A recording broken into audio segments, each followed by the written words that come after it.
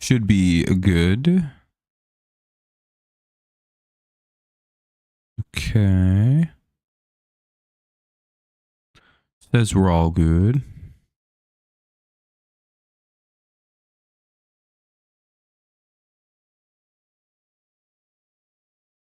Let's see. Getting everything loaded.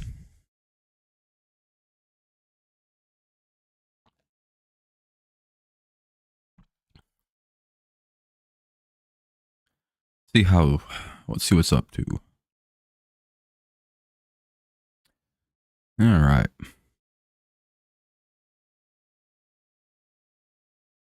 See if anyone comes by this evening. Hopefully maybe one or two. What's up, Phil? It's been good. How's your week been? I've had mostly a week off because it's been a fall break. So I had Wednesday, Thursday, and today off. So feeling pretty rested. Have to do a bunch of shit tomorrow, but that's a problem for tomorrow. It's mainly just writing and researching, so it's not a big deal. Nothing too hard. Kind of mentally taxing, I guess, but what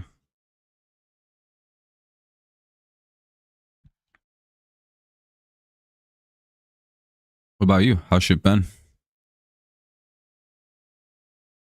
Decided not to go live last night. That game sucked. Been working a kick job because I got hurt on the other job. Oh, that sucks. Got workman's comp at least. That's good. Are you literally working like a baking job, or is it just like a piece of cake job is what you mean?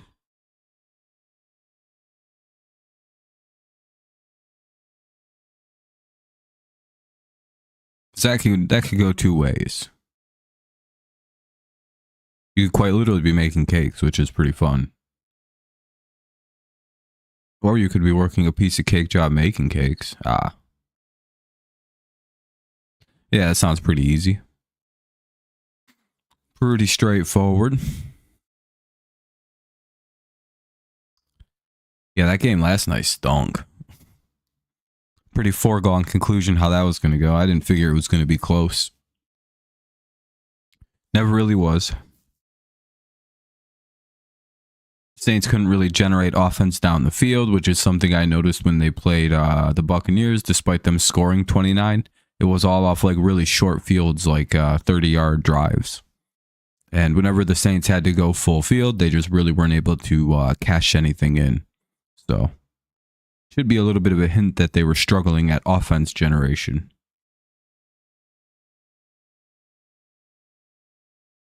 Other than, you know, getting the ball, getting one or two good plays and scoring.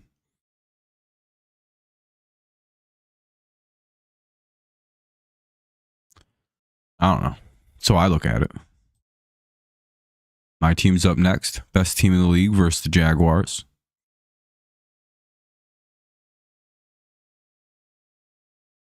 Broncos allowed a touchdown with 1:30 left. I mean, that's garbage time. Doesn't really matter. You know. It's not new. But yeah, Saints are cooked. Should be an interesting week though, right? Oh yeah, I forgot. Okay, that's how that works. I forgot Sunday Night Football this week sucked, but there's 2 Monday nights. So all week I've been like, man, I forgot there's a really good Sunday night. Buccaneers Ravens. And then I'm like, oh, wait a minute. That's the other Monday night game. Never mind. I'm figuring the attendance tonight is going to be pretty bad with the baseball on. But we'll see how it plays. Hopefully it picks up a little bit, eh? 100 people right now.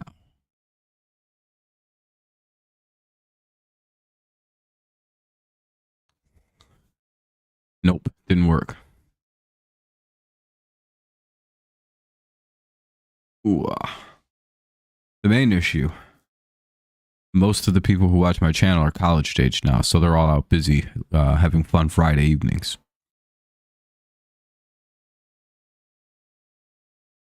They're not grown up like me, Phil, potentially Mike, but he might be sleeping already.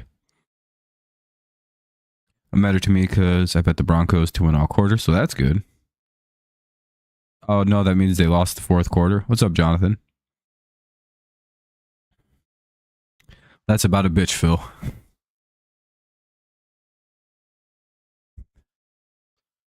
I would always avoid the fourth quarter of a game where you think a team is going to win comfortably and blow a team out. Because you know that the team winning is probably going to pull off a little bit, and the team that's losing is going to try and close the gap to make it look a little bit more respectable. So you have to kind of consider those things. At least that's how I view it, right? By the way, make sure you guys drop some like, help the stream out, get some people in here. Could get us up to 4 or 5 likes. Pretty good. We'd be buzzing along. One of the top 5 streams on YouTube.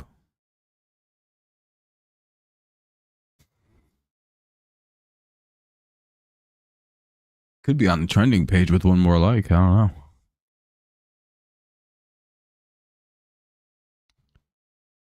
I should start playing some games again soon. The problem is I don't really have any games I could play. Nothing really in the burners. I could always try a game out. What's that game? Is that what's that one? The pretend game. What's Baldur's Gate 3? Is that cross-platform? Can I get that and play against people who don't have computer? Everyone talks about that game. I have never played it before. Seems pretty easy.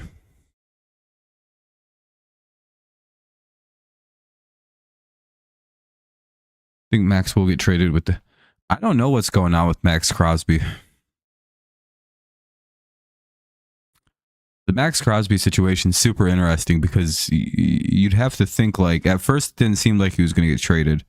Then they trade Devontae Adams. Now it's like he's making comments where he doesn't sound like he's certain that he's going to be sticking around. He kind of made it a vague statement. So with Crosby, I'm like, he's up in the air. I'm sure the Lions have reached out. Probably reached out to Myles Garrett as well, but I would have to imagine the price is quite lofty.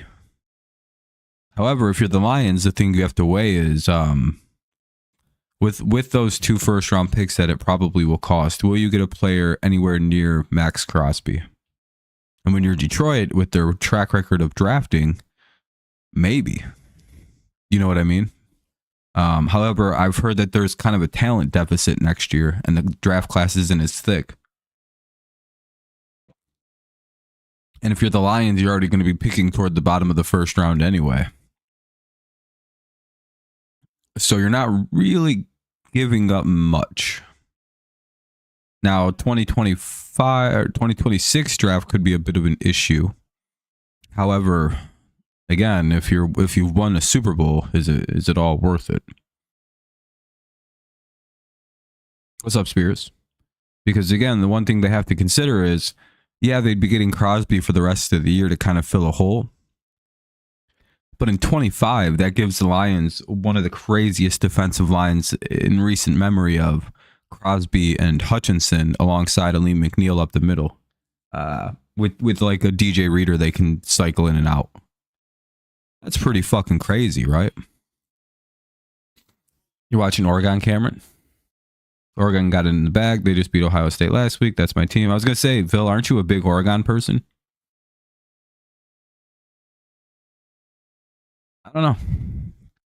Crosby, the Lions are definitely in the mix to get somebody like that, but I'm not sure who they're going to get. Them also signing Aleem McNeil is interesting. The fact that the Lions kind of aren't denying that they're shopping around for DEs. Reports are getting out that they're shopping around for DEs to the media. By the way, if you guys could leave some likes, that'd be helpful. I'd appreciate you.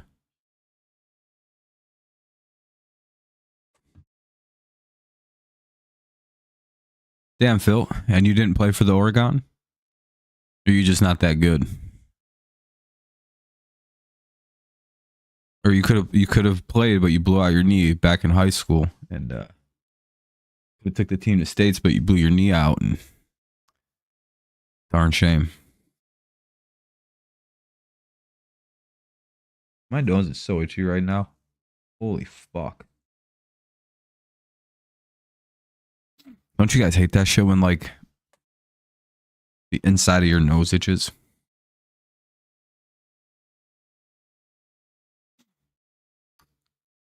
Usually, like, football player genetics are in your genes. So, Phil, if you marry a nice tall woman and have some kids, you could have some football players.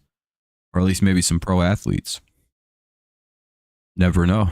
You know, sometimes they say it skips a generation. So it would be 2 in your case. You were more into baseball, basketball, tennis, chess, golf. You played football, but was basically just on the team. Feel that. Fair enough, fair enough.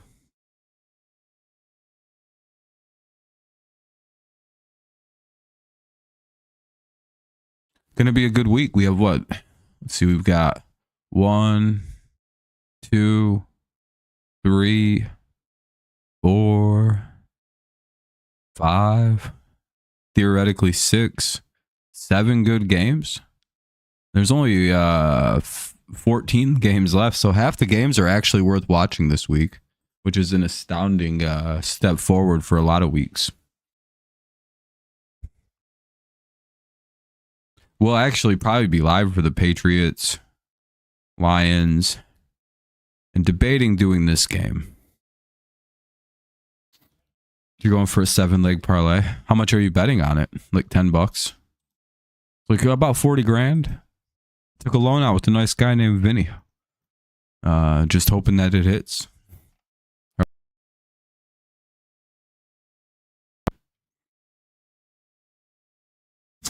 Sorry about that, and bumped the cord apparently.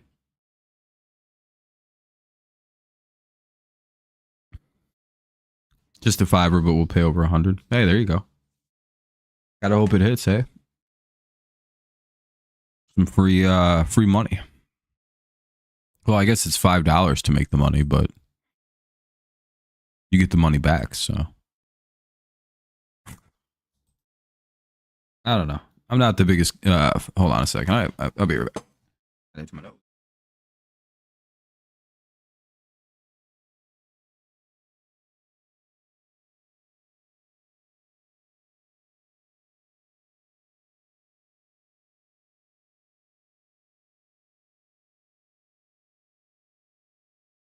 Sorry, my nose is just bothering the fuck out of me. What up, Mike?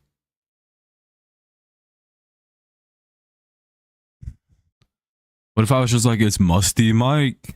You'd be like, all right, man, don't call me that. It's like that's a weird nickname. Why did you even come up with that? I was waiting for the show and then I got cooking a burger. Hey, fair enough though. Hopefully it was good at least. It wasn't some like, was it Angus burger at least? See, I got a steak I'm cooking for tomorrow. Matt Hack will be punter for the Giants. Nice.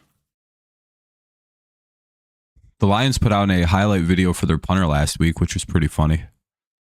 So I think the game everybody's probably most excited for this week, is the Sunday 9 a.m. game.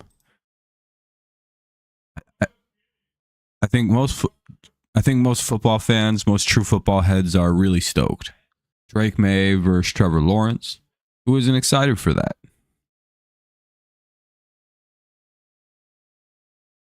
You must be a sick individual if you're not excited for Drake May versus Trevor Lawrence. You got some flounder? I don't know why, but flounder seems like it's like a fish you buy at like PetSmart, like a little pet fish. So I would never eat flounder because I feel like you're not supposed to eat flounder. It feels like it's like a friendly fish.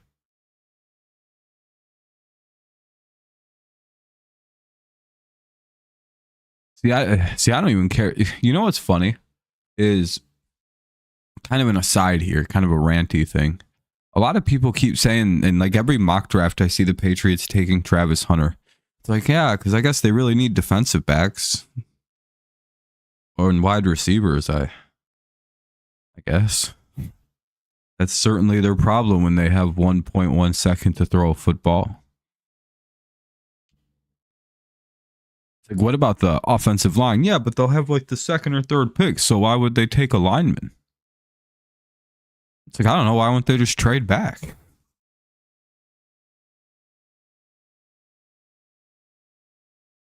To be fair, what would they fire the head coach for? The players being awful? There is like two ways you can look at something. I don't think there's a reason to fire Doug Peterson.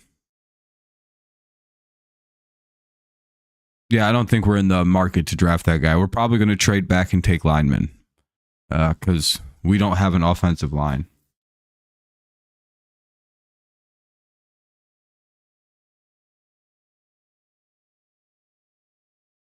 Patriots are taking a lineman.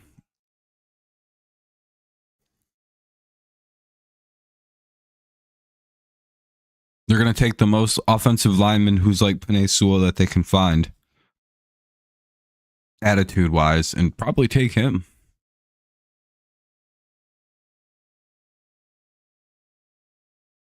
No, they don't. They literally don't.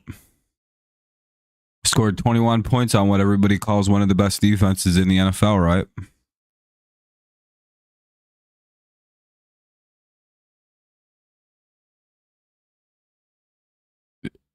Like, I cannot literally stress it enough how bad my team needs an offensive line.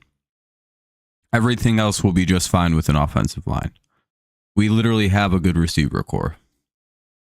Phil, I'm until you guys got Amari Cooper, I'm willing to say that our receivers are better than yours.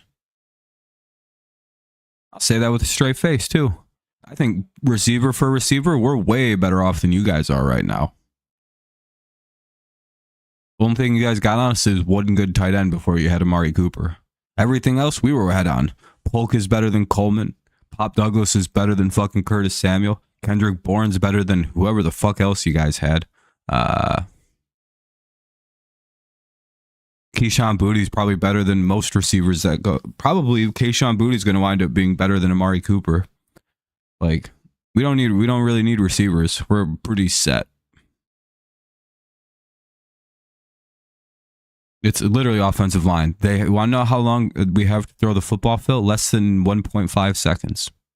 That's what our average time is, like 1.4 seconds till line collapse. Before anything else, they need an offensive line. We need 5. Well, we probably got Andrews who can slide over to guard. He's getting a little too old to play center.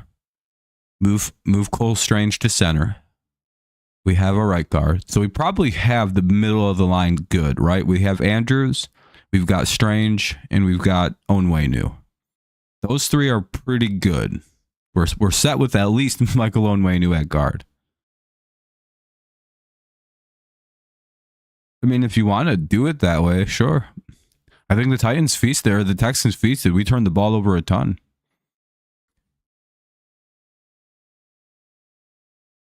Yeah, they at least need to draft 2 tackles. Everything else maybe can work what we got, but we genuinely don't have tackles. Like, it's the worst position on the team.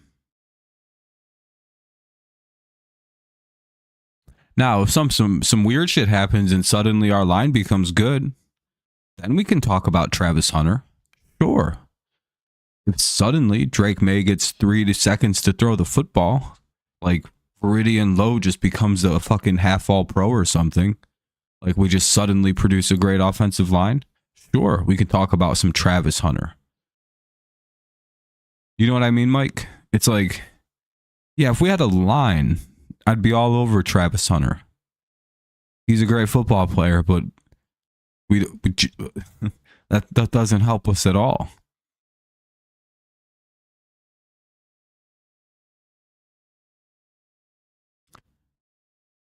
I have to tell you, if you want to know how to build a football team properly, go look at the Detroit Lions. They proved my theory correctly. By the way, you know my theory that proper team building starts in the trenches. I've been saying this since I started my channel. If you want to build a super team, a proper team, you build up a perfect offensive line. You go get some weapons.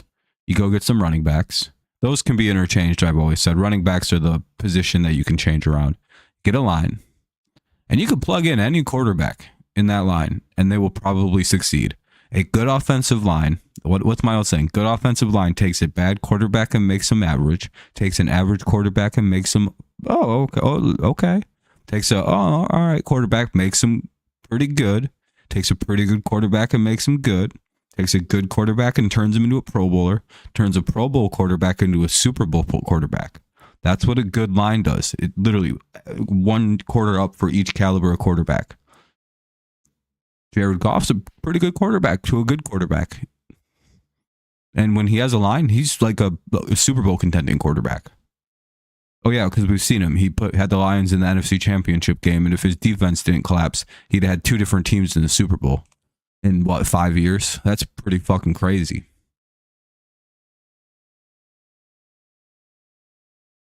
Yeah, I don't want to deal with the position change shit either. But if he's good and can play both positions, I don't mind it. What's up, Jake?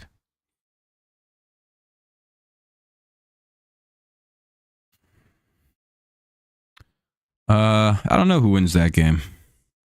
I think the 49ers are going to win it because I think they're going to want to win it a lot more desperately than the Chiefs are going to want to win a Week 7 game. I'm thinking of animosity, right? When I think of that game. I'm thinking the 49ers have a very who gives a shit approach. We win the one that matters.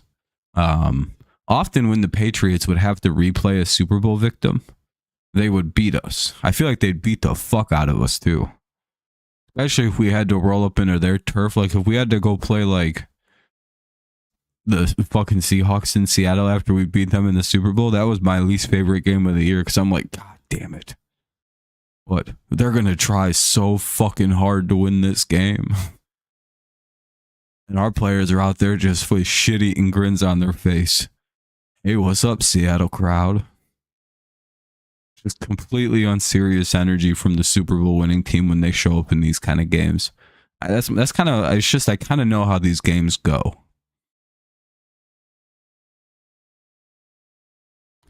Yeah, that's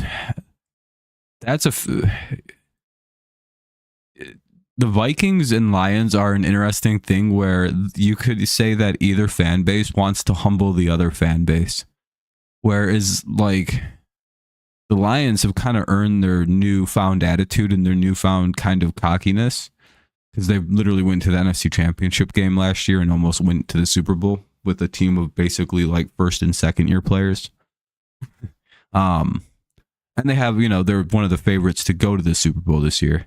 But suddenly, because Minnesota started 5-0, everybody thinks Minnesota's the new team. They're about to win the division. They're the new hot shit. Everyone picking Minnesota to win. It's very interesting to see the Lions become an underdog this week. And everybody kind of show their true colors once again. Isn't that funny? It's a reminder to the Lions fans, all these people that pretend that they like your football team and say positive things, they literally think you guys may finish in third place now, by the way. There are people watching the stream that think that, by the way, that think it's going to be Packers, Minnesota, Detroit now.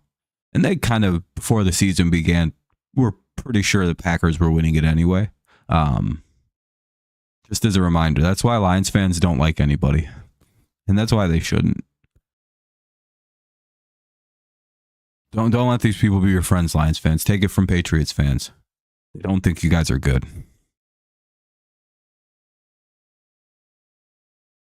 They think that you're just kind of a fluke situation, and as soon as one of these other real NFC North teams come around, you guys will fall right back down to where you belong.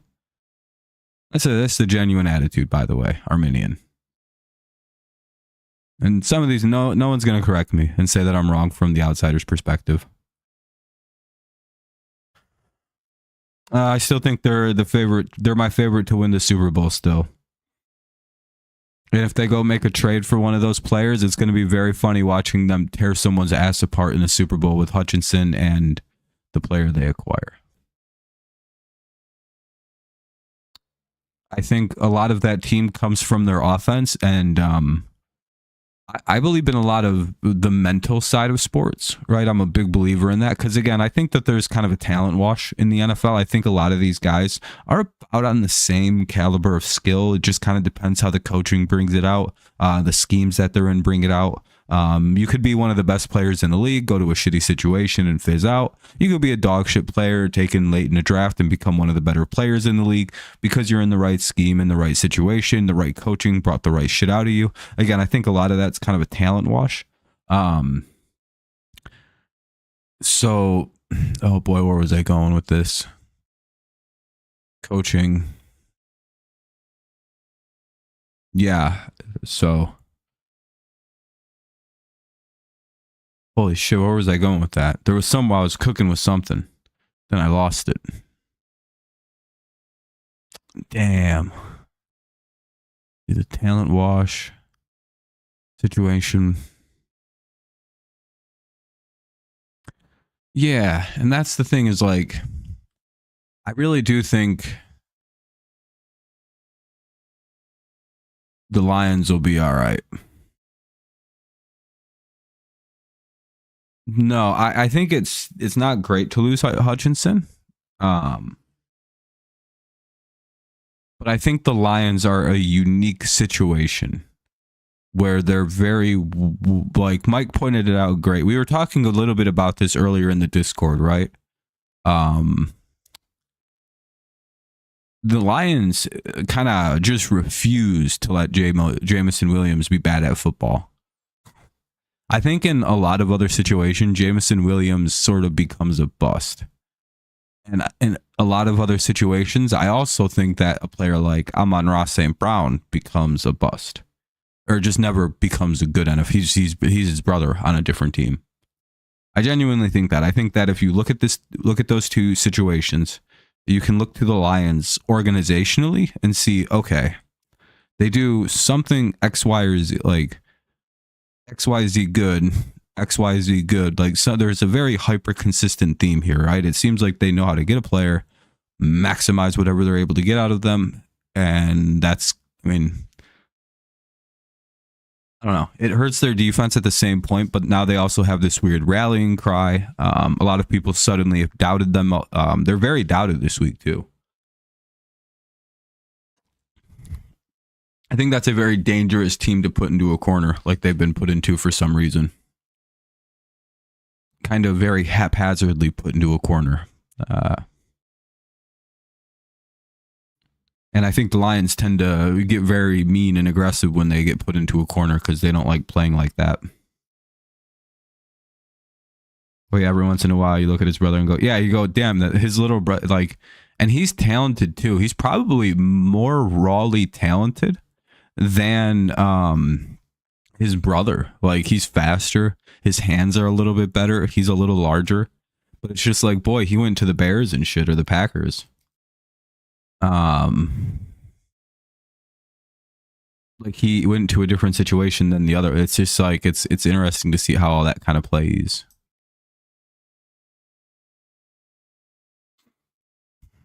And again, with Jameson Williams, you know, missing most of his first year, then missing 6 games, a lot of players never really recover from that. He just missed all that time. Stepped right into football. He had a drop problem. A lot of teams would have just let him go after all the dropping issues. Again, he's a kind of he's also a player you really don't want to give up on, though. So it's kind of hard to be like, look at what the Lions deserve credit for. Not giving up on a guy who runs a 4.140 and is impossible to catch and tackle. Wonder why they didn't give up on that guy who also loves to throw downfield blocks at his fucking crackhead speed. Yeah, I'm very worried I'm wondering what's going to happen. The Lions are a very big underdog on the road. Not a very big, but people think they're going to lose. Minnesota's 5-0. Boy, if the Lions, the reason I want the Lions to win more than anything is just because it'd be like, Yeah, what did I tell you about Minnesota? Plus, fucking Minnesota fans have been the biggest crybabies about the Lions since the offseason.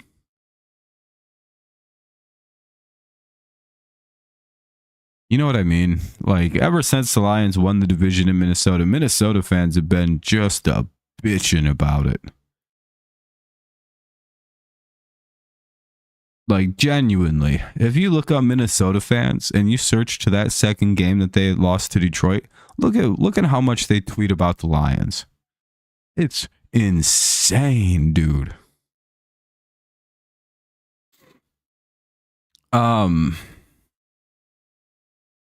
Jared Goff is, the Lions have scored, I think, back-to-back 30-point games against Flores because, Mike, we know how Flores is. If the pocket quarterback, what is Brian Flores going to do every single play? Because he just can't help himself. He's going to blitz. Brian Flores does one thing against pocket quarterbacks. He sends the house 100% of the time, or he's putting crazy pressure on every play. If you see there's 50 plays, he's probably, if you have a pocket quarterback, would you say 40 of them, Mike, he's going to call a blitz? 35? Somewhere in that range. He's probably blitzing at least the line and a linebacker 35, 40 times. Like, I'm not even trying to be silly and over exaggerate with this guy. Just say out of a sample 50 plays, he literally all but one he's probably blitzing. Like, he'll blitz a lot.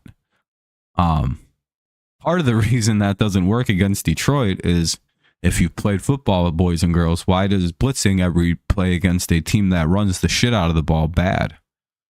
Also notice the Vikings haven't played against the best of O-lines. They played the Texans. That's a very good win. However, I think they played the Texans when they didn't have the run available. Correct me if I'm wrong about that. But they didn't have Mixon and they didn't have their other running back. Because it was just like a weird situation where Houston became super one-dimensional on offense. So they were able to blitz the entire game without anything really bad happening to them.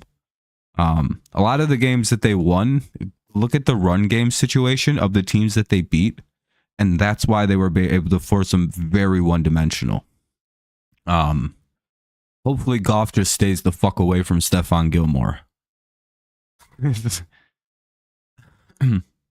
or hopefully Gilmore gets put on JMO, and Gilmore just gets outran somehow. I wish Gilmore would have went to the Lions. I wish the Lions didn't want to sign veterans anymore. Like, the Lions just were like, yeah, that CJ Gardner-Johnson situation was so bad, we'll never sign a veteran defensive back again. Fuck that. I low-key think that if the Eagles are bad, the Lions are going to go trade for Darius Slay, though. Did you see Darius Slay's quote the other day with Micah Parsons? He's like, I think he was talking to, he's talking to Micah Parsons. I think they do a show together. He's like, hell yeah, that was awesome. He's like, I'll always be a Detroit Lion. We have a problem with y'all. And I'm just like, hell yeah, dude. Darius Slay wants to come back too.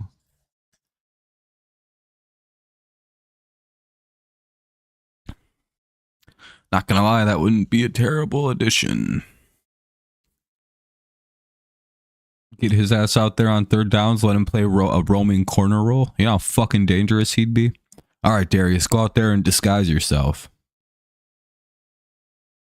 Yeah, and that's the thing. Like, we wouldn't even have to throw that motherfucker in man anymore. Just tell him to go play like a loose zone and just let him go roam the field. Go play where he needs to. You don't have to play the run. Fuck no. You're 40 years old. You're like 33 years old, dude. Just go fucking pick things off. Don't even really need you to pick them off. Just knock them down. We don't give a shit about turnovers. Just please knock the ball down. Problem is, I think he's a lot better at zone, and the Lions play a lot of press man. They're one of the only teams in the league that run fucking man coverage anymore. And I don't understand why. And it works. I don't understand why the Jets, Lions, I think the Packers run press man. We used to fucking run man coverage, but we don't now. Well, I don't know. Like, what do we like 50-50? Like, we run a lot of man, just for whatever reason, not on third downs. Third and short, we run wide open coverage. We just let them have it. Actually, from the halftime on, we run man coverage. I genuinely don't get the first half of a Patriots game. They'll just let a team waltz down the field. It's fucking, ugh.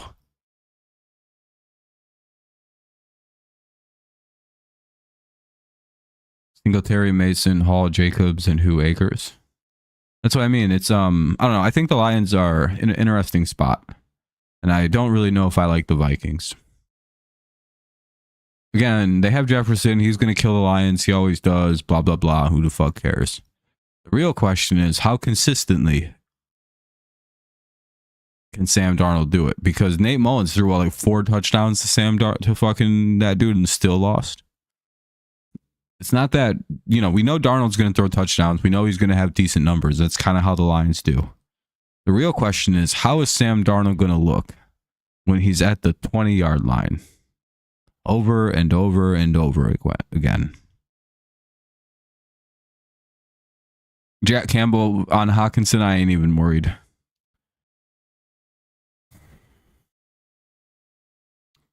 Returning off ACL injury Hawkinson, yeah, I'm not worried game 1. Game 2, I'd be worried. Not this first one. That dude's got some timing stuff to work out with his brand new quarterback.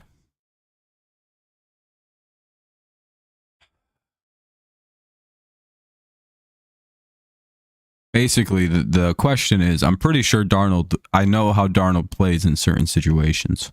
They just can't let up a bunch of long-ass touchdowns. If they let up a bunch of long touchdowns, they could lose that game. If they're unable to stop Darnold from just sitting back and just launching bombs, if they make him play on a short field though, oh, he's gonna fuck up. I know Sam Darnold. Trust me, I'm a Darnold expert. He's good from 50 yards backwards, but 50 yards this way, I don't know. Pretty questionable behavior comes out of Sam Darnold's arm. He'll just throw it places you don't even know where it's going. He'll just launch it. You're like, where the fuck was that? So who is he throwing to? And the Lions are terrifying because you really can't do that. Like, if you have a tendency to overthrow, the Lions are a very well-coached defense. Yeah, basically, they tend to... the Lions tend to pick off errant throws. I think they got every one of Dak's bad ones. By the way, if you guys haven't dropped a like, consider helping out the stream. Helps us out a ton. Maybe get some people in here. Right.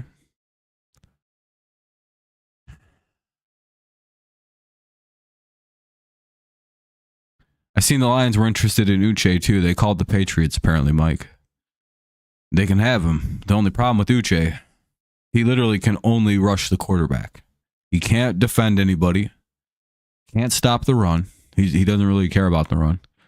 However, if you want a guy who's top 5 in pass rush win rate, if you want a guy who will make a defender have to engage with him, that's about what you're getting.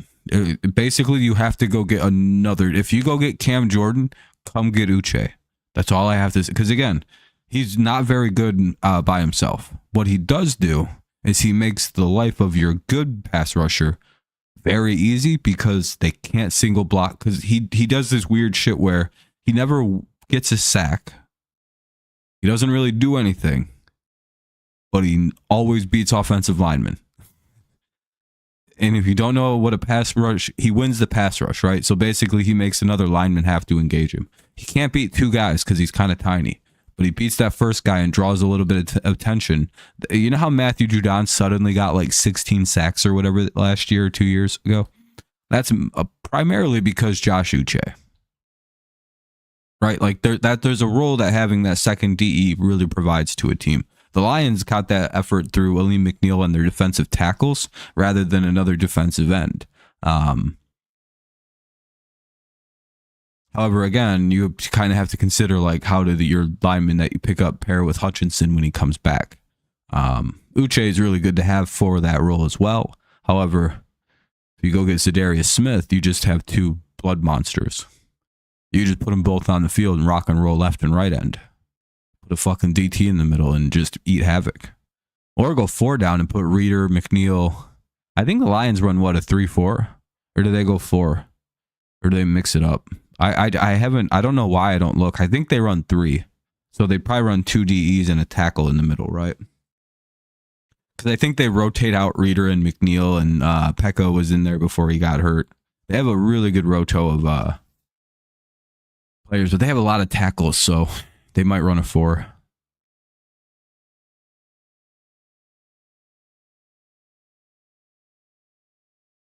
Probably just depends on what they want to do. I know they play man. I know that they play a fuckload of man coverage. They're one of the few smart teams that have found out that if you don't want the other team catch it, it's a really good idea.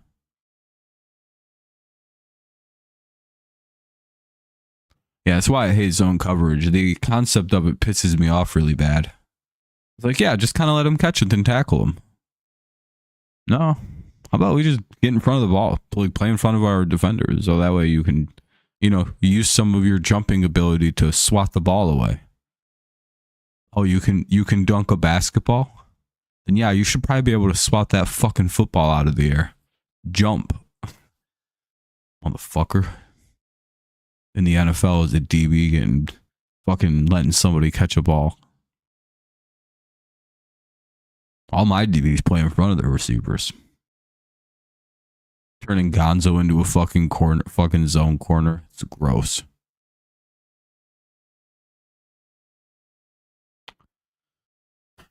That's why I like Carlton Davis. That man's dangerous. He's a great slot corner. Or a great not slot, but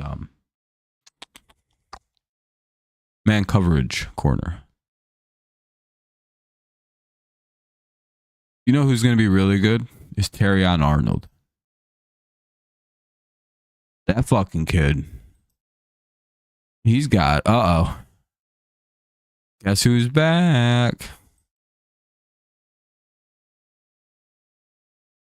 But yeah, that Terrion Arnold with the Lions, number 0, that kid's going to be real good if they stop throwing dumbass flags against him. I noticed I don't think he got flagged last week. And he had to cover fucking CeeDee Lamb. That's pretty good. I think he got 1 flag. That's pretty good for the young kid, right? I think he's listening to the advice he's getting from the corners around the league. Apparently, he's a very popular young corner. A lot of the big-name corners really like him, which is good. I heard he's gotten a lot of advice. I think Sauce, like Ahmad Gardner, Sauce from the Jets reached out to him. And apparently those two are close now. Again, this all but confirms that if the Jets don't long-term Sauce Gardner, he's going to go to Detroit. If the Lions are still good, he's not going to re-sign with the Jets. That dude does all his I think he still lives in Michigan. I think he does all his charity work out of Detroit. I think he's just basically kind of counting down the days. He's like, well, this fucking sucks. Just gotta wait it out here in shitty New York. Then I can go play with the Lions. I honestly think he might have done that anyway. I think he very much wants to be a Lion. It's kind of like Tyreek Hill wanting to be a Dolphin. It's like, so weird he wanted to be a Dolphin. And like, you can genuinely tell it hurts him that the Dolphins are, you know how I know he likes being a Miami Dolphin and that it's not about the money and it was always about playing for the Dolphins for Tyreek Hill? Like, he's fulfilling a very important childhood thing for himself because he's willing to put up with this shit. You can see it on his face. This shit, how bad they are and how bad the offense is legitimately not just hurting him because he's not performing, but like this is his favorite team that's doing bad. And there's nothing he can do to make it better. That's what makes it even funnier. Because you genuinely know because he'd have requested a trade from any other team. He'd have been fucking long gone. The second Tua got hurt, he'd have been like, yeah, I'm done here. I ain't fucking sitting around for this again. Not wasting my fucking career. I'm almost done. I want a Super Bowl. My career is almost over. I'm a 32-year-old speed-based receiver. I genuinely can't be fucking around with my career length like this. I'm on a Hall of Fame trajectory and I can't afford to take my later years off. You know what I mean? It's not a shot at Tua or anything. But again, this year kind of, unless suddenly Tyreek gets traded back over to Kansas City and I get proven to be a fool, it appears that Tyreek Hill genuinely just wanted to be a... that's what I mean. Like, I think he just genuinely wanted to be a Dolphin. I kind of believe him when he said the money was really kind of, it was important, right? Like, I think he said it was important, but he said he just really wanted to be a Dolphin. So I do believe that there are NFL players out there that as long as the money's just right, they're going to play with the team they want to go play for. Some of them, especially if they could already have that Super Bowl. They're like, you know what? I'm going to take the biggest amount of money or I'm going to go play with my favorite team.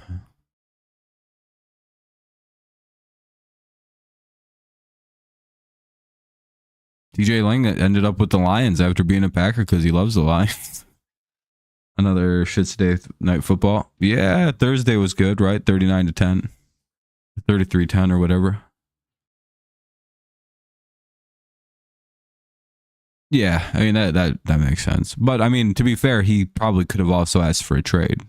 Again, I think if he wasn't on the Dolphins, he would have been gone. If that makes any sense. It probably doesn't. But I genuinely think he just likes being a Dolphin. For whatever weird reason. Again, I think he's just a fan. Loves the Dolphin. Grew up a Miami Dolphins fan. You know? Kind of like Tom when he left New England. He said he really wanted to go to fucking San Francisco, but they didn't want to have him. And he's like, oh, fuck, okay. And now every 49ers fan goes, we could have had Tom. It's like, oh, yeah, you guys could have had Tom for like 6 years. You guys, he'd still be playing for you guys. You guys don't understand what your stupid fucking coach let slip through his fingers. Yeah, he'd still be playing. Oh, you don't understand how much he loves the Niners. That's his favorite football team. He'd have won you one. He'd have died on that field for that team. I don't think they realize. Like, yeah, he likes the Patriots. We're his second favorite team. We'll always be number 2. But yeah, he's a Niner guy. I genuinely don't know how they fumbled that. Miami went, or the 49ers went, no thanks. We've got Jimmy Garoppolo. I went, sorry, Jimmy. It's happening to you again here in San Francisco. We're going to start Tom Brady over you.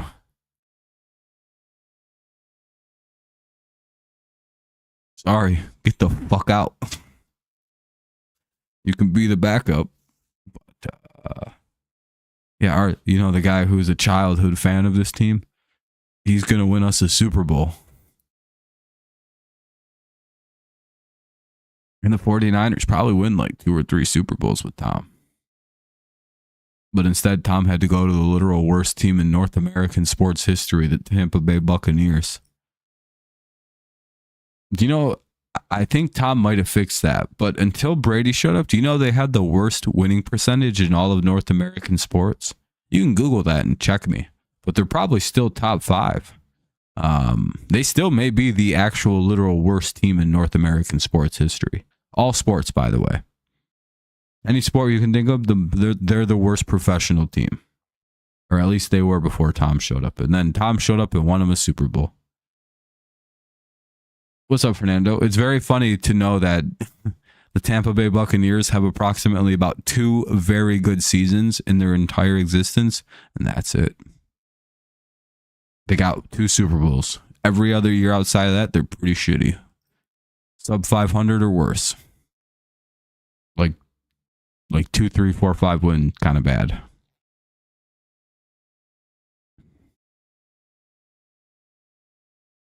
You know, all that hilarious history between, I don't know, 2003, 2004 with them till Tom Brady won the Super Bowl. Yeah, that's just the usual year in Bucs history of that 15-year run. Just kind of bullshitting. Dead streamer. All the cool kids are out doing stuff on a Friday night, not hanging out. Probably sinning, doing drugs. Hey, we have 8 likes. That's pretty good.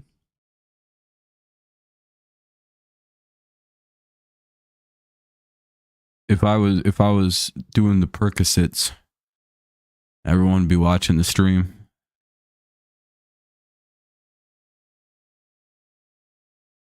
If I was like doing mole and Percocets, everyone would think I was cool.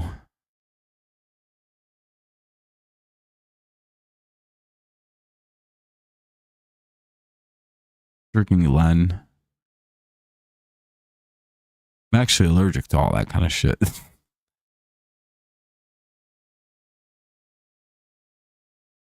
Fucking. I've always wondered what lean was like, but like I'm like, oh, I can't have it because it's all opiates. I'd die. I'm like, man, that shit must be really good. That shit's worth like a lot of money, and I'm like, see, I get sick so bad that I can get prescribed that stuff, but I'm too terrified to get it prescribed because I refuse to get it and then give opiates to people. I'm a good man.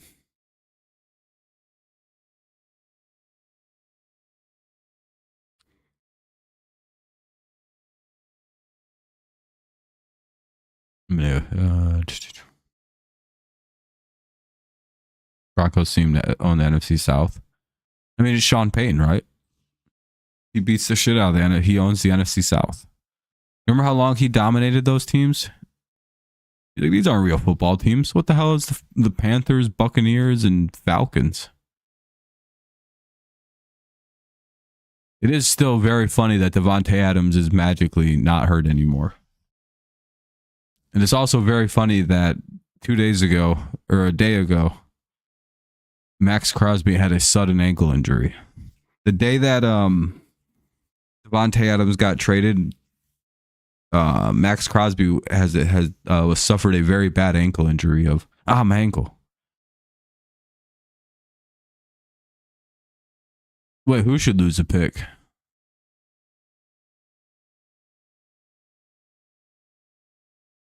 Who, the Raiders? It's not their fault the fucking motherfucker lied to him.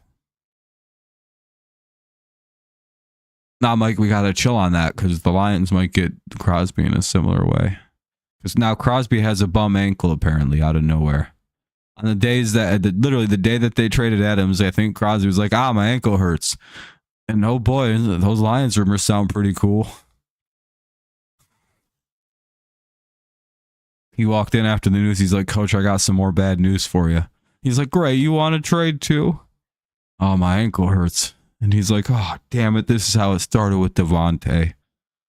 Son of a bitch, we'll get on the phone. Nah, it's just my ankle, Coach. But yeah, I guess if you get some phone calls about me, I'm not opposed to Detroit.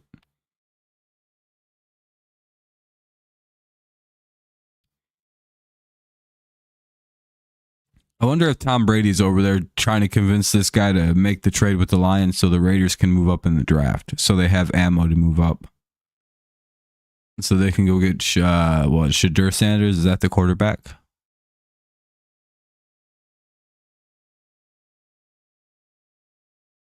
Because that's who Tom wants to draft. Tom really likes Shadur Sanders for whatever reason. He might be good in the NFL. I don't know. It's hard for me to judge college quarterbacks like 1-to-1. But Tom really likes Shadur, so you might have to think that the Raiders may be trying to position themselves to get Shadur Sanders. Because I think the Adams pick is a conditional second that becomes a first. But from the Lions, they could probably milk 2 firsts out of it this year and next year. At least the first this year from the Lions. Right. And that gives you plenty of ammo to go get the number 1 or number 2 pick, where you can go get Shadur Sanders, the quarterback you want, and move on, right?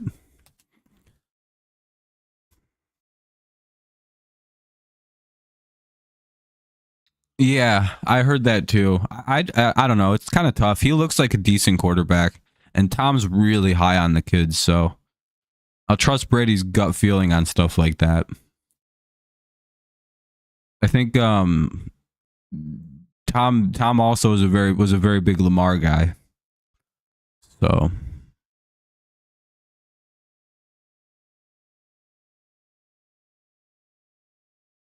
I think Tom just likes black dudes who can run and throw the football because he can't throw or he can't run.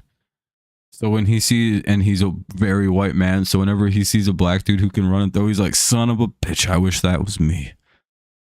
It's just like, all right, Tom. Because every time he, like, it swears, like, all the quarterbacks he likes, it's just like, oh, there's a really good one. I like Lamar. I like fucking Shadur Sanders. What about Joe Burrow? Not a big fan. Jared Goff, just because he can't run in the pocket, and that's kind of like me. Yeah, I think that's what it is. Because I think his favorite active quarterback is Lamar Jackson, if you were to ask him. He's like, well, I fucking...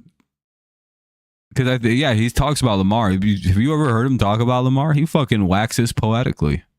It's like Belichick talking about defensive ends and shit.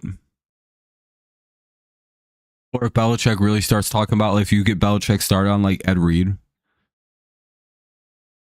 It opens like the weirdest can of worms you never expected to be. You're like, what the fuck is happening? It's always funny whenever you could look up clips of Belichick and Ed Reed talking to each other because it feels like two people who really were like, man, could you imagine if we had gotten together?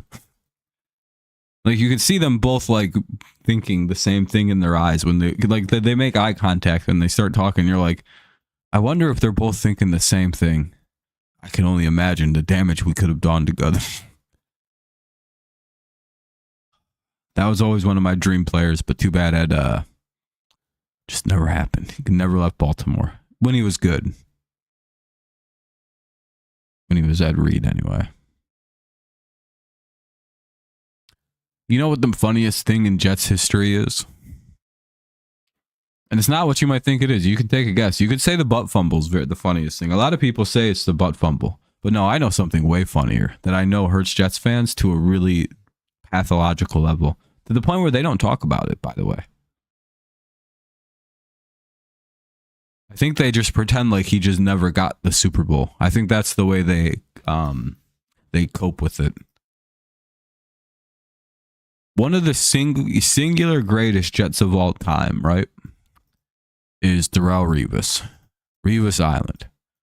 Arguably one of the greatest corners of all time. Probably top 3 to top 5. Very easily in the top 5. Probably in my personal top 3 of all-time corners. Not just because, you know, he had the Revis Island, literally one of the greater lockdowns. He traveled across the field. He only played on number ones. He didn't take out anybody but the number one receiver. It wasn't just like he wasn't a, you know, he was a blanket on top of a guy. Nasty work, Darrelle Revis, every time. And the Jets put him into their Hall of Fame. Again, he's a NFL Hall of Famer. He's, again, one of the greatest Jets of all time. Arguably the greatest Jet of all time. And he's got one Super Bowl ring, right? Just one. For a lifelong Jet, how'd that even happen? Oh, but there was 2 years. 2 dirty, dirty years of Darrelle Revis's life. Where he had to joined the Patriots. Do you know how fucking funny that was? That the greatest Jet of all time had to go, I'm going to go play for the Patriots for 2 years, and then I'm going to be right back. And we got him a ring. I do feel good knowing that we got Darrelle a ring. Almost 2.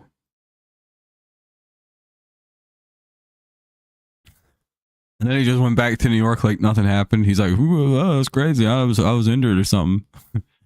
Jets fans were like, Darrelle, what the fuck was that? He's like, listen, guys. I know I just basically won that team a Super Bowl. But you know. And that's one of my favorite bits of Jets history because they can never really talk about Darrelle Revis. They kind of have to shamefully bring up Darrelle Revis because we made him even better. He's a champion because of us. He's a loser if he had stayed on the Jets his whole career. And that's why I also think Sauce Gardner is going to leave, join the Lions, and maybe even go back to the Jets.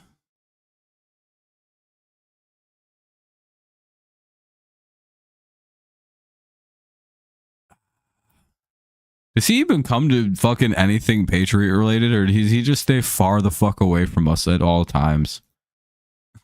Did he even come to Tom's retirement thing, or no? He didn't show up. Man, that must have made his ass sick to his stomach having to call himself a Patriot. Like, hey, thanks for the Super Bowl, buddy. You wanted? It's like, hey, Darrell, would you like to join our Ring of our Patriots Ring of Honor? No. You guys are way better. But I just don't recall seeing Darrell at a lot of Patriots. I don't think he shows up. I don't think he likes us. I think he joined us kind of like Juju Smith-Schuster did, out of this weird... Darrell did it for a Super Bowl. Juju did it because no one else wanted to sign him for some reason. No, then we rehabilitated his image, and then he leaves again. We cut him, but you know. And of course, he's playing good for the goddamn Chiefs. Why wouldn't he? He hated us. I think he dropped shit on purpose for us, if I'm being honest.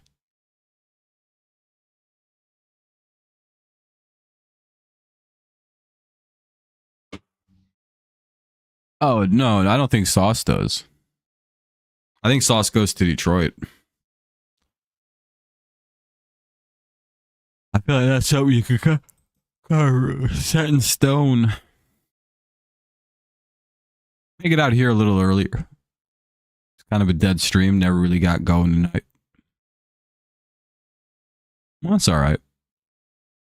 I know stream tomorrow. I think I'm going to spend all day writing tomorrow, so I can. I have to get a 20 to 30 page paper done by Tuesday. So I got to get some sheet done tomorrow. And anyway, no, I don't think he comes to New England. Yeah, New England Juju just wasn't bad. He was incompetent. Yeah, he like sucked at football. He doesn't look at all like the guy we see with the Chiefs. So I'm thinking Sunday I'm going to do this game, and maybe some of this game. Because I don't really give a fuck about this game. I don't want to watch another New York primetime game. I'm so sick of watching fucking New York teams in primetime. I'm not going to lie. So I may just do a triple header Sunday, burn through those 3 games, and be done streaming at like 7 o'clock. May even just leave that game at halftime if it's not great, but it probably will be pretty good. We'll just treat the 4:25 game like Sunday night. 100% doing the Lions or the Patriots versus Jags, and the Lions and the Jaguars. Kind of cool that it sets up that way. Oh, Mike, it's going to blow ass. The Steelers are going to shut down everything that Jets team tries to run offensively.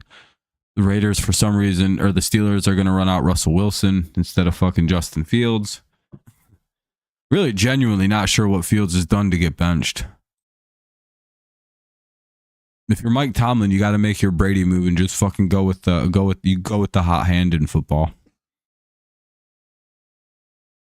Literally, I don't like until Fields. If he goes out there and throws like 2 picks, then you bench his ass, put Russell out there. That way, you don't lose the team in the same process. Yeah, I don't get it. The Justin's winning, and I don't know. It kind of sounds like the locker room is cool with Russell starting. Because they were interviewing people, and it looks like all the guys were fired up about like something. So clearly, it's not fucking the locker room up.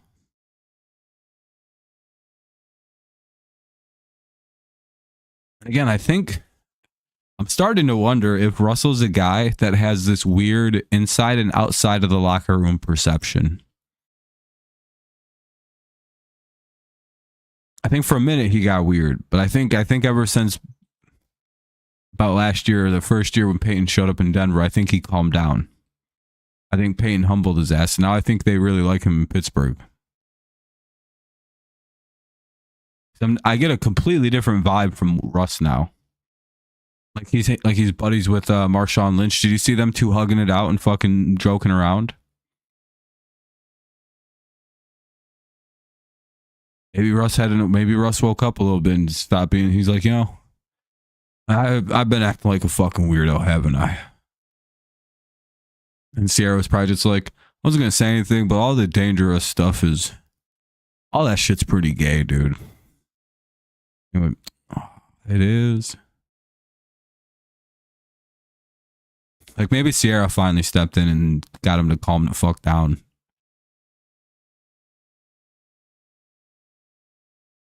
He's like, no more Mr. Unlimited. That's weird too. He's like, oh, I should probably get rid of this costume I had then. God fucking, I hate Russ. Russ is one of my favorite quarterbacks, but man, it sucks that he became shitty. That's got to be it. Like he did something's different because the Steelers locker room seems to genuinely like Russell, and it's the first time I've seen genuine. Maybe Russell just stopped saying like the dangerous shit. Yeah, like he stopped doing Mr. Unlimited or what the fuck else does he do? Maybe he's just normal now. He's like, all right, I'm done with all the extra stuff. I'm gonna just be Russ. Everyone's like, hey, welcome back. He's like, Mr. Unlimited. And everyone's like, all right, we're not going to hang out with you. He's like, all right, I'm 7. All right, I'm going to get out of here. I understand. This is kind of a dead stream. So we'll be live tomorrow. We'll be live Sunday. Tomorrow, most likely not, unless I get all my writing that I want to get done. But there really isn't too much to stream about, on Saturday. So everyone's busy with college football. That'd be funny if at the next press conference he sounds like Lamar Jackson for whatever reason. I'd be like, what the fuck? He's like, yeah, I'm done pretending. I'd be like, oh boy. People are going to have a field day with this one. I'd be like, I wish he just would have waited till after he was done playing to do that. This isn't going to go well. He becomes the most popular player in the league. I'd be like, well, I didn't... Everyone unironically starts calling him Mr. Unlimited and dangerous and everything. Be like, damn. He won.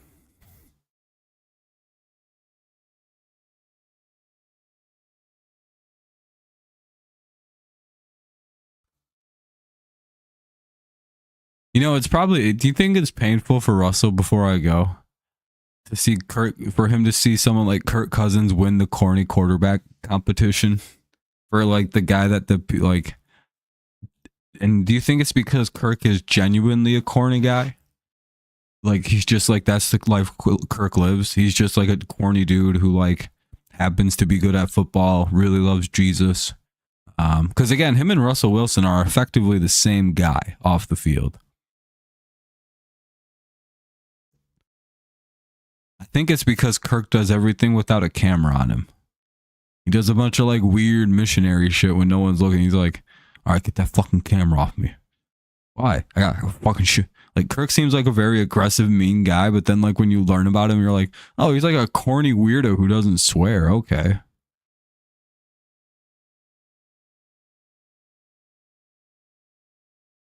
Yeah, Philip Rivers used to be the king of it.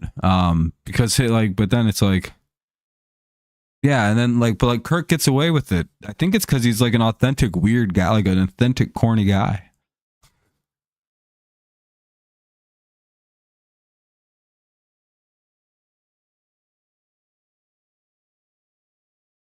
Like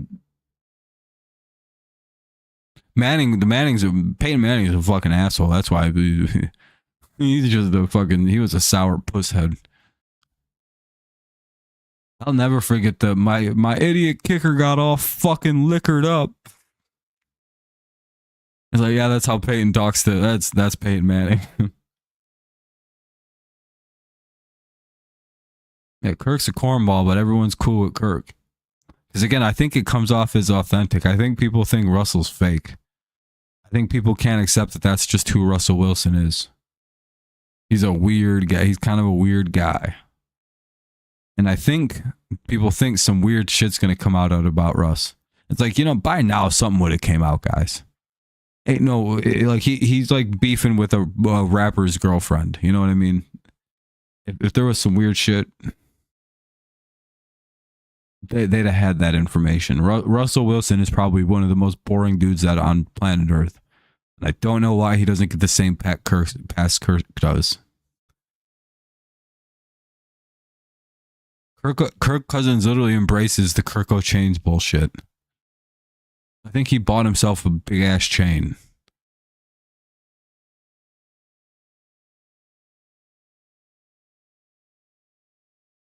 But everyone's just kind of like, yeah, that's kind of funny. That's just Kirk Cousins.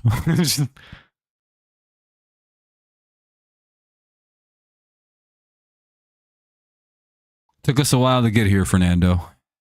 Took a while to get there with quarterbacks. They used to be very serious, unfunny people. Yeah, he failed real bad. He failed real bad.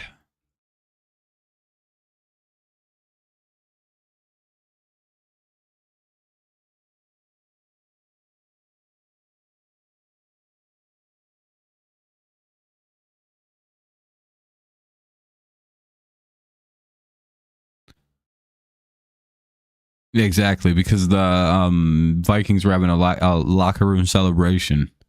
And everyone's like, wait a minute, Kirk Cousins isn't a dweeb? We all know about the Coles cash, but what is this?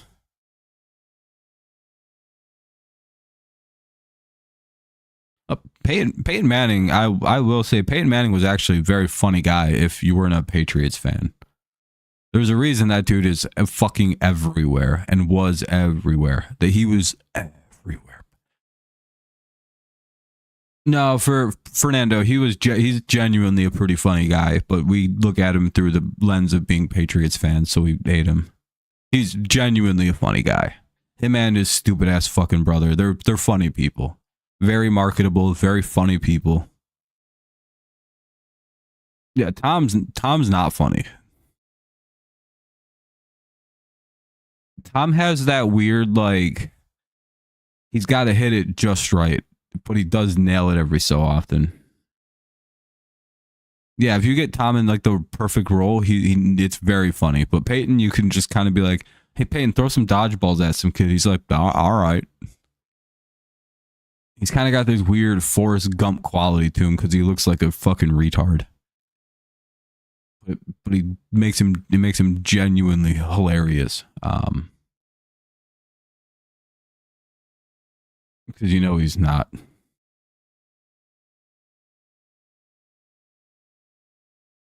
Yeah, but he's like a soft guy off the field. He's like a very, very religious guy.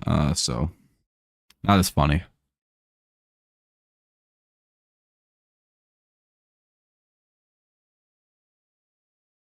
Oh, the Jets. Oh yeah, the Bill talking. You know what's funny about that, Mike? Bills fans or Jets fans were trying to delude themselves into thinking they were going to hire Belichick. I wonder if Bill just said that about them because he was like, you know what? I'm going to deal with all these people saying I might go coach that team. Yeah, and that's the Jets and that owner for you. I'm just like, oh shit, here we go. Dude, I didn't even need to finish the line. I was like, just the tone. I was like, oh, he's about to shit all over New York. And I was like, oh, that's the Jets and that owner for you. I was like, here we go. He's shitting on Woody Johnson. Dude, he hates Woody Johnson. He fucking hates the owner. He hates that. And what's sad is he probably actually loved the Jets before he had to go deal with them people. That's probably the saddest part for that football team. It's like, how do you guys fuck that up? The dude who genuinely only wanted to coach New York teams became the greatest devil in all of New York sports history.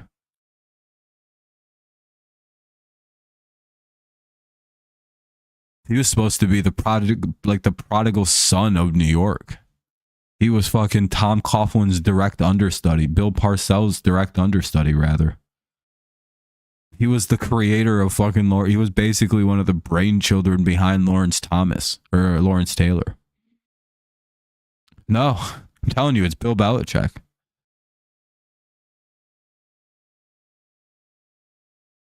I guess you could say Tom Brady. Tom Brady is the boogeyman. He's the boogeyman of New York. He's not the devil. The devil is Bill Belichick. Tom is the boogeyman. I'm telling you, they just don't even. No, I'm telling you, Tom Brady is worse to them people than 9/11. I'm telling you. That dude ruined 24 years of football for them. Yeah, dude, Fernando, you're very young, so you don't understand. We went 33-3 against Buffalo. I don't even know how there was a 33-3 stretch versus Buffalo there. I don't know. We literally only lost to them those 3 times because we just didn't try. Like, genuinely, Belichick and Brady are terrifying. Yeah, we just hilarious shit to them 2 teams. I used to not even think about Buffalo. Damn, easy win this week. We're playing the Bills. How badly do we win this week? Toward the end there, it was starting to get iffy. I was like, uh-oh, Buffalo might have a team. That's why it was so weird to see Buffalo be the team that took it. It was like, really? Buffalo? Remember when they went 10-6 with, who was it? Geno Smith or some shit? Who was that? Was it Geno? No, Tyrod Taylor is who it was. He went like what, 9-7 or 10-6 out of one, like randomly one year and made the playoffs.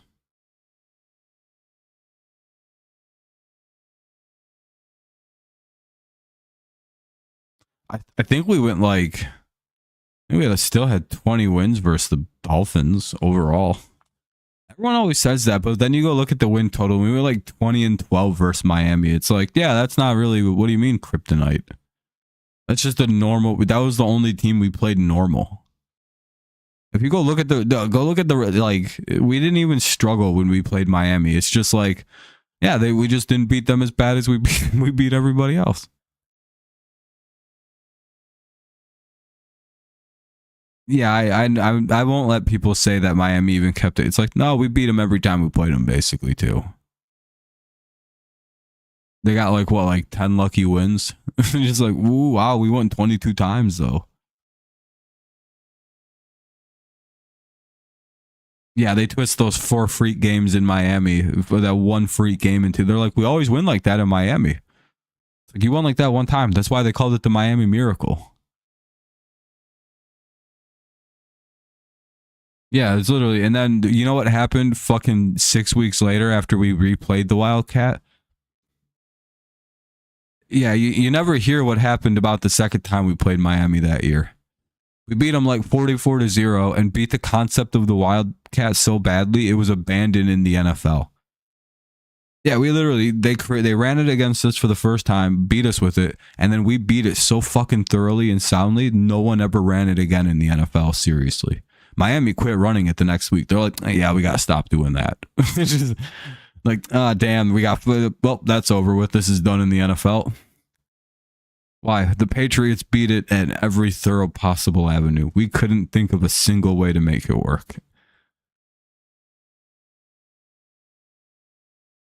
That was probably one of the most satisfying football storylines conclusions that have ever happened for me personally. And again, it's just because it was like, oh no, my team introduced the whole fucking demon into and now it's gone. I was watching people say that Wildcat was the greatest new innovation the league had ever seen and no one was ever going to stop it. I was like, man. What's up, Daniel? You tuned in at the wrong time. I'm about to wrap up here. It's 10:30, so. Well, all right, everybody. Like I said, fun little stream. Just, kind of a dead stream. No one really showed up tonight, so. I gave it a ton of time. Gave it almost an hour and a half, really. We didn't even hit 50 views. So, I'm going to go chill. Play some games. I would say fuck Fernando's bitch, but he's not enough for me to be saying shit like that, too. Yeah, that's another reason why I'm not really streaming tomorrow. We're doing the triple stream. Oh wait, Fernando, there is one thing I got to show you. Apparently, there's a betting thing going on. And you were on a betting pool that I found. This shit, hold on. The over under was on you on getting this is for you. This is my bet for you and over under half a bitch. And it said I said less. I'm sorry, bro. No, this is my bet. It just had your legal name, so I cover. You can see I covered up the word. You can see like there's clear censoring going on. It says, "Do you bet that Fernando something will get one or more bitches, 0.5 more bitches?" And I said under half.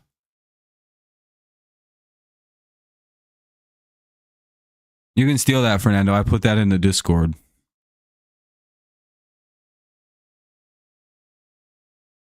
This dude's about to go save that. She's like, yeah, I'm going to save that. There's plenty of room to write on it. That's pretty good. Thank you. Thank you very much. I can, see you later. I figured you could use that,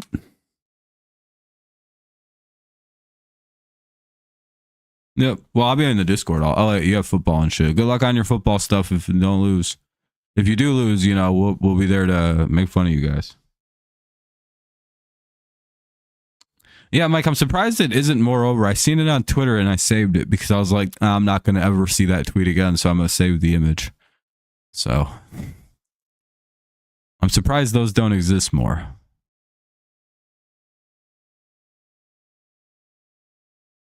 But again, people aren't that creative anymore.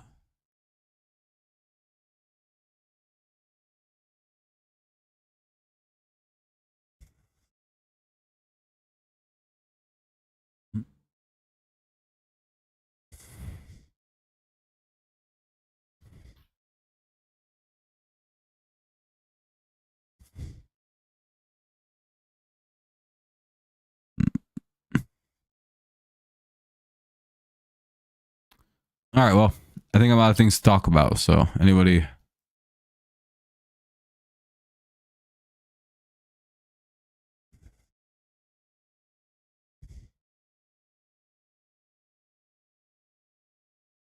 All right, yeah, I'm just trying to see what's going on with the baseball.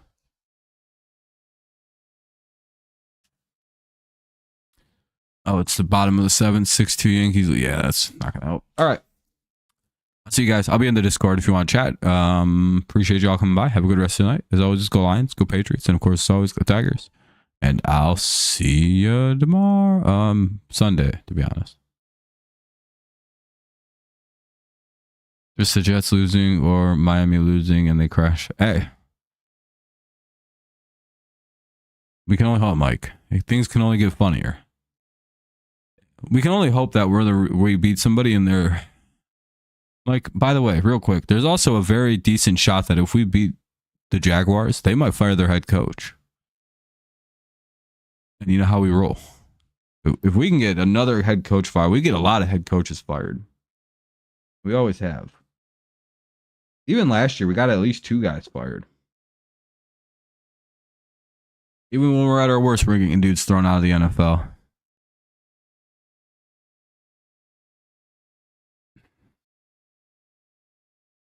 Jesus. This week? Yeah, I mean, that makes sense. We might have another coach on the chopping block if the fucking Peterson, and it's not even Peterson's fault. He doesn't deserve to get fired at all. Like, it's like, dude, no, they shouldn't fire Peterson. He's one of the rare coaches. He's one of the rare circumstances where it's like, I don't even know how he could coach better. And so it's like, his team just fucking does not respond to his coaching. Like, he'll be hired next coaching cycle too, which is hilarious. Like, he'll get a job next year, which is if he wants one anyway. All right, though. I'm out of here, everybody. I'll see you guys later. All right. Have a good rest of the night, morning, mid-afternoon, whatever. I'll see you later. Peace out. Go Lions. Go Patriots. Go Tigers. Goodbye. Go Bats. Woo. See you Sunday. See you Sunday morning.